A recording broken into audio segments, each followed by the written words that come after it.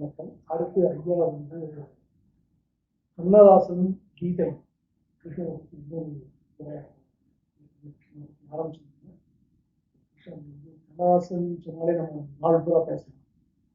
அது என்ன பாடல் திருப்பார்க்கடல் வந்து இந்த ஒரு பாடல் கேட்டாலே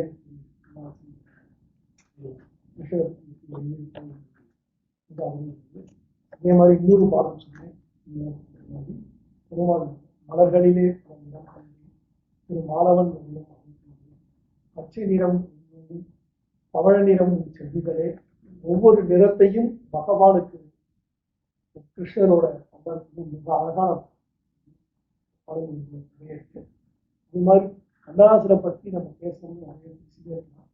ஒரு நாஸ்திகவாதியாக ஆரம்பித்து பிறகு ஆஸ்திகத்திற்குள் அளவில்லாமல் நுழையும் ஒவ்வொரு சினிமா பாடல சில பாடல் கண்ணன் கண்ணன் பாடலாம் நீங்க கேட்டு பார்த்தீங்கன்னா சுத்தமாக இப்படி எழுதியிருக்காரு அப்படிங்கிற மாதிரி ஆச்சரியப்பட வைக்கக்கூடிய அற்புதமான கவிஞர். அவரை பற்றியும் பேச போறாங்க ஐயா. இதோட தொடர்ந்து கண்ணனை பற்றியும் பேச போறாங்க. சமீபத்தில் கிருஷ்ண ஜெயந்தியும் சுதந்திர தினமும் இந்த ஒரே நாளில் பகிர்ந்தது. அதை முன்னிட்டு நான் இந்த விழாவில் அந்த டாபிக்கா கொடுத்துருக்கோம். அதை பற்றி பேசுறதுனால ஐயா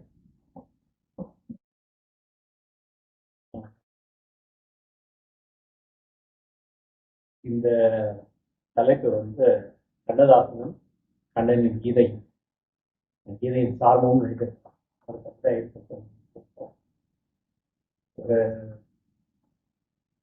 ஒரு 2 வாரமாக நான் யோசிச்சுட்டு என்ன பண்ணுறது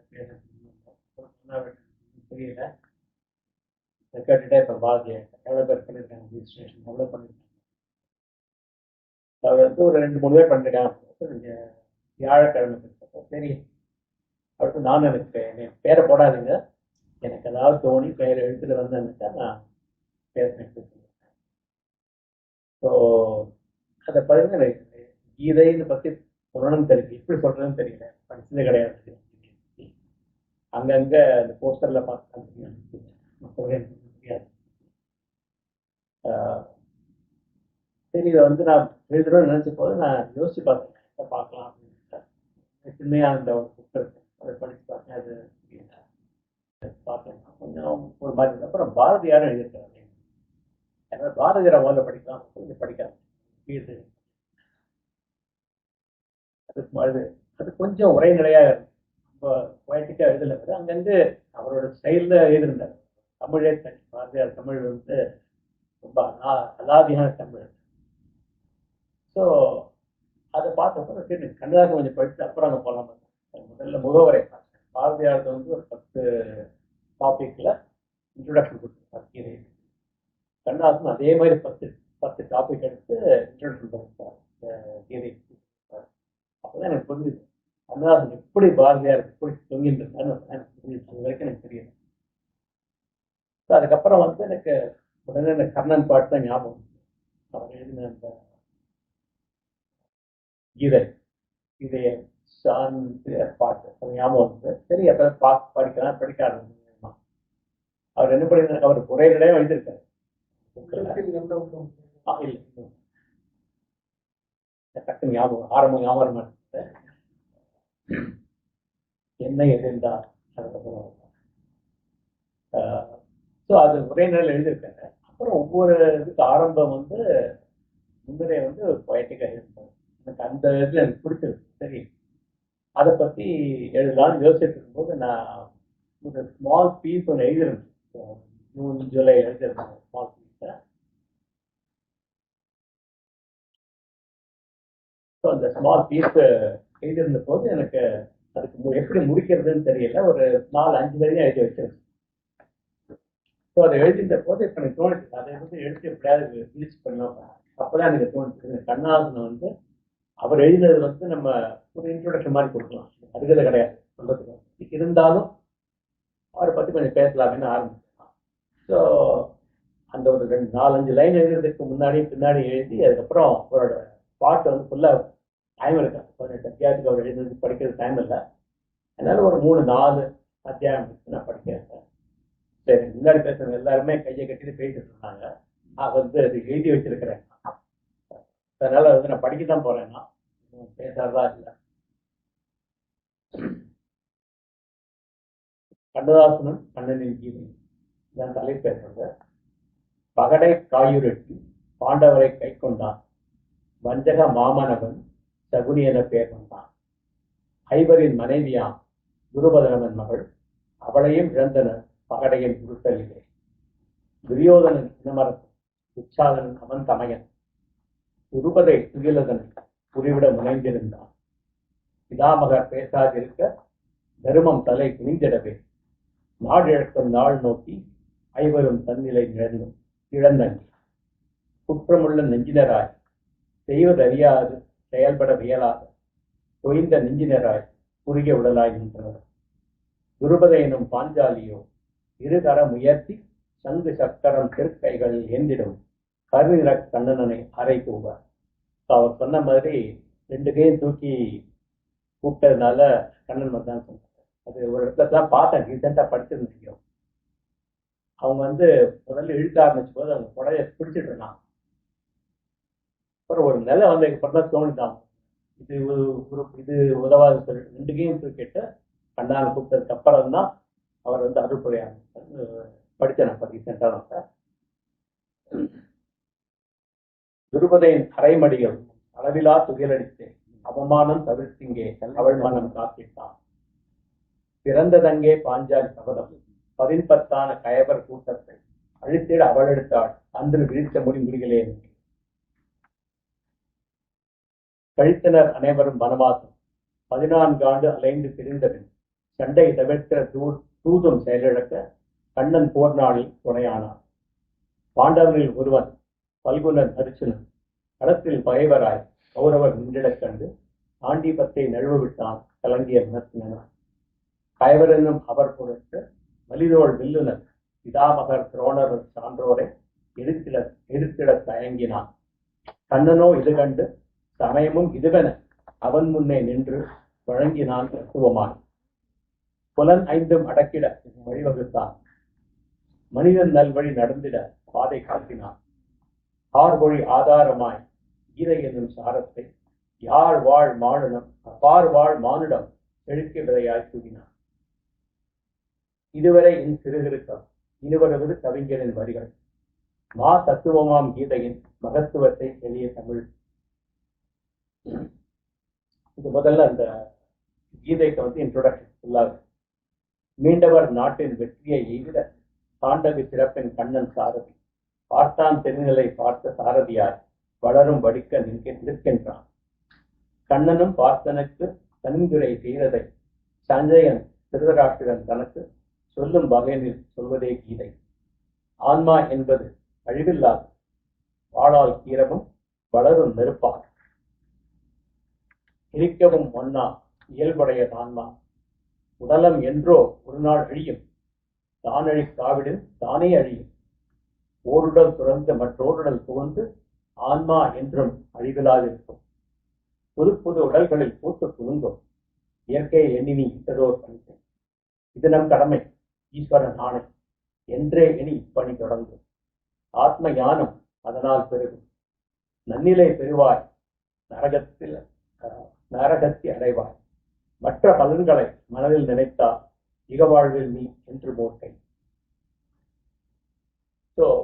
அவரோட புது தமிழ் நடை என்ன சின்னையா படிச்சாச்சு, எல்லாம் படிச்சாச்சு, ஒன்றும் புரியுது. இது படிச்சதுக்கு தான் புரியுது. அவர் அழகா எந்த தெளிவா எழுதியிருக்காரு. 3வது அத்தியாயத்துல கர்மயோகம் பற்றி பண்ணும்போது கண்ணன் உரைத்த கர்ம யோகம் இது. தொழிலின் மேன்மை தூய்மை உரைப்பது, உடம்பெடுத்தாரெல்லாம் உய்தல் வேண்டுமே, ஏதும் ஒரு தொழில் ஏற்றுள்ள கடமை. இதை அப்படியே பாரதியார் எடுத்து பண்ணுவோம். அவர் சொல்றதெல்லாம் அப்படிதான். ஏதாவது ஒரு தொழில் செஞ்சுட்டு இருக்கணும்.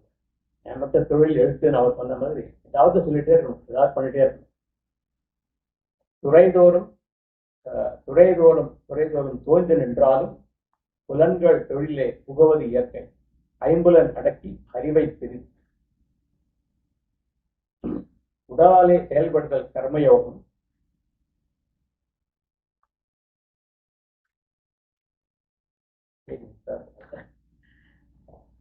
ஞானம் அடைந்த நல்லறிவாளும் கர்மம் செய்ய கடமைப்பட்டவன் ஞானம் மட்டுமே நாடுவான் அவனில் பாமரர் கூட்டமும் பண்டிதர் கூட்டமும் அவனை நம்பி அவன் வழி சென்று ஞான துறைதனை நாடிடுவார்கள். அதனால் அவர்கள் அழிவுறுவார்கள்.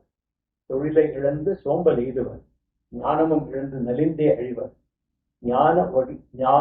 ஞானி ஓர் கர்மம் நடத்துவானெனில் இகத்தினில் அவன் ஓர் இலக்கணமாவான்.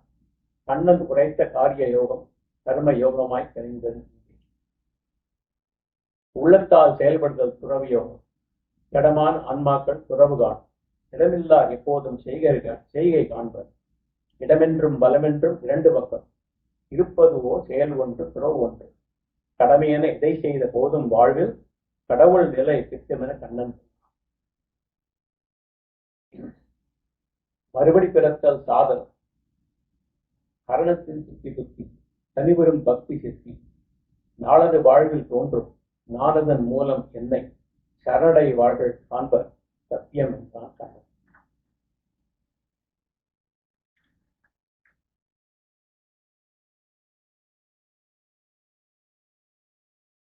அன்னை நான் தந்தை நான், இதான் சொன்னாங்க. எல்லாமே நான் தான்.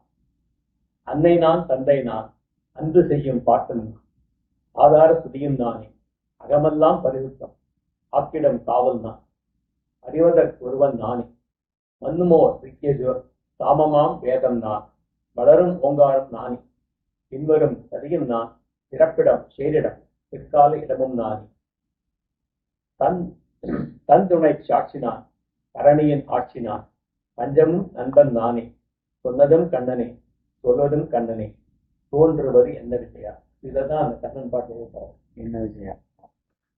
மழையும் நானே, வெயிலும் நானே, வானம் பொழிவதும் மறப்பதும் நானே, இரவாமை எனும் இன்பமும் நானே, இறந்து போகும் இயற்கையும் நானே, இருப்பும் நானே, கிழப்பும் நானே, எங்கும் என்றும் இருப்பவன் நானே, உன்னை எனக்கு காணிக்கையாக்கும், உள்ளம் முழுவதும் என்னையே நிறுத்து, என்னை நினைத்து என்னையே வணங்கு, என்னை அடைய என்றும் முயற்சி, தன்னை மறந்து என் சந்நிதி கலந்தா தனஞ்சயா நீ என் தாள்களை அடைதான்.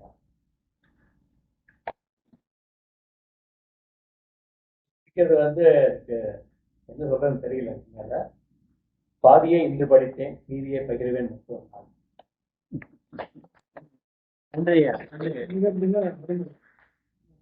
கண்ணதாசன் கண்ணன் பண்ணின பாடல்கள்லாம் பேசினே வந்து அளவில்லா ஒரு சாதாரணமா ரொம்ப கஷ்டமான அறிவு ரொம்ப ஈஸியாக. இந்த கவிதையில 3 யோகத்தை பற்றி, பக்தி யோகம், கர்மயோகம், ஞானம். பக்தி யோகம்ங்கிறது திரௌபதி சரணடைகள் என்னோட இதை பூராவும் கம்ப்ளீட் சப்மிஷன். நான் வந்து எல்லாத்தையுமே கொடுத்துருவேன், நீ பார்த்துக்கோ, எனக்கு ஒண்ணுமே தெரியும். அது வந்து நம்ம எல்லாருக்குமே வரதில்லை. ஏன்னா அந்த நான்கிறத விடவே முடியாது. கடைசி வரைக்கும் நான் தான் பண்ணேன். இந்த சரணாகதிங்கிறது ஒரு பெரிய ஒரு கஷ்டமான காரியம். அது வந்து பக்தி மார்க்கத்தில் சொல்லக்கூடிய மந்திரங்கள், பாடல்கள், பலவிதம் வந்து நம்ம மனதை ஒருமைப்படுத்தி எல்லாமே நீதான். ரெண்டாவது வந்து ஞானமா, அதாவது எது ரைட்டு, எது தவறு, எது சரின்னு புரிஞ்சு நம்ம அதை வந்து ஆட்கொள்றோம். அது வந்து 2வது முறையாக சொன்னாங்க. 3வது நம்ம எதுவுமே பண்ண வேண்டாம், புத்தியும் வேணாம், கொடுக்குற வேலையை ஈடுபாடு வச்சு அங்கதான் கர்மம் 3வது. ஸோ இந்த 3 வழியா நம்ம கடவுளை அடையலாம் அப்படிங்கிறது வந்து இந்த கீதையில வந்து ஒரு வரக்கூடிய சாராம்சத்தை எடுத்து சொன்ன. அது ஒன்று. கண்ணதாசனை பத்தி பேசும்போது எனக்கு இந்த மாதிரி ஒரு விஷயத்துல ஒரு பாடல் ரொம்ப ஞாபகம் வரும். அதை வந்து நீங்க நிறைய கேட்டிருப்பீங்க, இருந்தாலும் ஒரு தடவை சொல்ல. அதாவது ஒரு எழுதிய ஒரு மிக அருமையான ஒரு கவிதை. அதாவது கடவுள்கிட்ட கேட்கிறாங்க, பிறப்பு என்னென்று கேட்டேன், பிறந்து பாரு. இல்வாழ்க்கை என்னென்று கேட்டேன், மணந்து பாரு. அது மாதிரி ஒரு ஒவ்வொன்றா கேட்டே வரும். எல்லாத்தையும் நீங்க இறப்பு என்னென்று கேட்டேன், இறந்து பாரு. இறைவனிடம் கேட்டு இப்படி எல்லாத்தையும் நானே கத்துக்கிறதா இருந்தா கடவுளை நீ யாருன்னு கேட்டேன், அந்த அனுபவமே நானே. அறிகள் வந்து அனுபவமே நான் தானே, அனுபவமே நான் தான். மிக அருமையான கவிதை. அதை வந்து நம்ம பக்தி மார்க்கத்துல கட்டாயமா நம்ம யோசிக்கணும். ஏன்னா நம்ம பண்ணும்போது பட் எல்லாமே நம்ம ஒரு அனுபவம் தான். அந்த அனுபவம் தான் கடவுள். நம்ம வந்து தூண்ல இருக்கான்னு தேட வேண்டாம். அதே மாதிரி ஒரு ஹிந்தியில ஒரு அழகான ஒரு ஹிந்தி இருக்கும். அதாவது ஹிந்தியில சொன்னோம்னா வீணா மனாக, அதாவது நீங்க குடிக்கிறது தப்புன்னு சொல்றீங்க, கோயில்ல வந்து குடிக்கிறது தப்புன்னு சொல்றீங்க, கடவுள் இல்லாத இடம் ஒன்று சொல்லுங்க, அங்க போய் நான் குடிக்கிறேன் அப்படிங்கிற மாதிரி ஒரு இடக்கான கவிதை. அதாவது யோசிக்க வேண்டியது இடக்கு இருந்தாலுமே நம்ம எங்க போய் தப்பு, நம்ம எங்க போய் பட முடியும்? இந்த உலகத்துல எல்லா இடத்துலயுமே கடவுள் அவனை பார்த்துட்டு இருந்தாருன்னா தப்பு பண்றதுக்கு ஒரு இடம் கூட இல்லை. அந்த நினப்பு நமக்கு வந்துட்டு வச்சுக்கணும். யாரோ பார்த்துட்டு தப்பு வந்துடும். ஆட்டோமேட்டிக்கா இந்த இருக்கக்கூடிய ரூல்ஸ் ரெகுலேஷன் எல்லாமே தேவையில்லாம ரெண்டுமே ஒரு அழகான கவிதை. கண்ணதாசனை பேச வச்சுட்டீங்க, நான் அவட பேசிட்டே இருப்பேன். இருந்தாலும் நேரம் கருதி நம்ம முடிச்சுக்கலாம். அதை பாராட்டு.